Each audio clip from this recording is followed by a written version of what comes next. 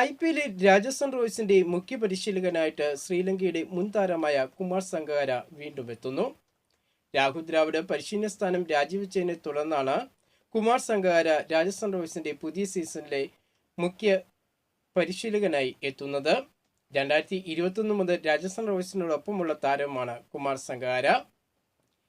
India A ടീമും Australia A ടീമും തമ്മിൽ നടക്കുന്ന രണ്ടാം അനൗദ്യോഗിക ടെസ്റ്റ് മത്സരത്തിൽ ഇന്ത്യൻ ടീമിന് ജയിക്കാൻ വേണ്ടത് 243 റൺസാണ്.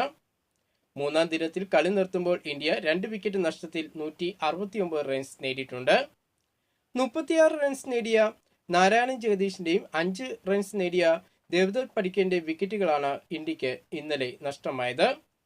74 റൺസ് നേടിയ KL രാഹുൽ റിട്ടയർ ഹട്ട് ചെയ്ത് മൈതാനം വിട്ടു. 44 റൺസുമായി സായി സുദർശനാണ് ക്രീസിൽ ഇന്ത്യക്ക് വേണ്ടി ബാറ്റിംഗിൽ തുടരുന്നത്. അവസാന ദിവസമായ ഇന്ന് ഇന്ത്യക്ക് വേണ്ടി ബാറ്റ് ചെയ്യാൻ ക്യാപ്റ്റൻ ധ്രുവ് ജുറേൽ, നിതീഷ് കുമാർ റെഡ്ഡി, ആയുഷ് ബദോനി എന്നീ ബാറ്റർമാരുണ്ട്. കൂടാതെ പരിക്കിനെ തുടർന്ന് ഇന്നലെ മൈതാനം വിട്ട KL രാഹുൽ ഇന്ന് ഇന്ത്യക്ക് വേണ്ടി ബാറ്റിങ്ങിന് ഇറങ്ങും. കൂടുതൽ ക്രിക്കറ്റ് വാർത്തകളും വിശേഷങ്ങളുമായിട്ട് നമുക്കിനി അടുത്ത വീഡിയോയിൽ കാണാം.